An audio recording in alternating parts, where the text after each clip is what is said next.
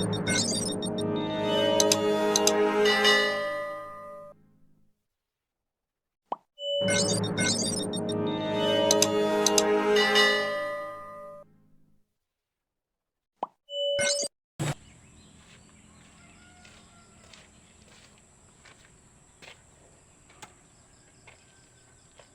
kayo guys sa YouTube channel natin.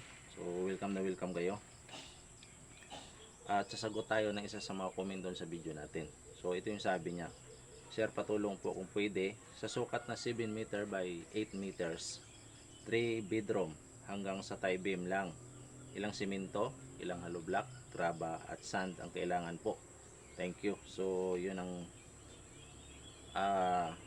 comment niya. In short, gusto niya magpa-estimate sa atin. So hanggang biga lang yung i-estimate natin kasi yun lang yung request niya.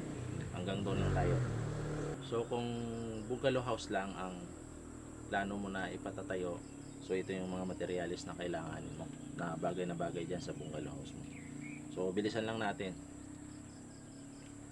at isa-isahin natin ang materialis na gamitin mo sa structure.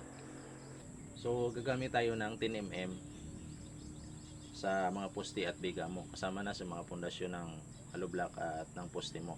Gagamit tayo ng 10mm, okay? So ang bilang ng 10mm na gagamitin natin is 108 pieces, piraso. So 140, 15,120 ang kailangan mong budget sa 10mm. Sa stirrup naman, gagamit tayo ng 9mm lang, stirrup sa poste at sa biga natin, kasama na doon sa gagamitin mong vertical at horizontal sa hollow blocks sa asintada mo sa wall. Okay, so 127 pieces na 9mm ang kailangan mo, 90 pesos yung isa, so 11,440. So adjust nyo na lang kung magkano yung presyohan ng mga materials sa inyo. Okay, hollow block na tayo. So 3 bedroom to. Ang kailangan mong hollow block para dyan sa 7 meter by 8 meter na 3 kwarto is 1,154 pieces na hollow block. So 13 pesos yung isa nito. So 15,000 ang kailangan mong budget sa hollow block.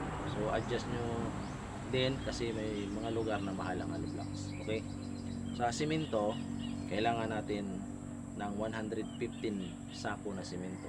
So lahat na to, pangkalahatan na to na simento. Okay? So 220 yung isa, 25,300. Sa buhangin natin is 11 cubic ang kailangan mo. So 900 yung per cubic, so 9,900. Ang graba mo is 1.5 cubic, 1,200 per cubic. So 13,800 ang kailangan mo sa graba. Sa formworks natin, estimate natin dito is mga 8,000. Okay, hindi natataas to sa 8,000, pwedeng bumaba. So ang total budget mo para dyan sa structure na pinapatayo mong bahay, so sa pinaplano mong ipatayo na bahay na 7 meter by 8 meter is 98,280 pesos. Okay, ang mix ratio na gagamitin mo rito para doon sa pag-asintada mo is 1:4. Isang semento, 4 na buhangin. Ang mix ratio naman ng halo mo para sa mga konkreto, pundasyon, poste at biga is 1:2.5:5. Okay. Isang semento, 2 kalahating buhangin at 5 graba. So ayan. Ang size ng biga at ng poste mo is 20 cm by 30 cm. Okay? So ayan. Ang hollow block mo is 14 na patong magmula sa pundasyon hanggang sa ilalim ng biga is 14 na patong. Ayan.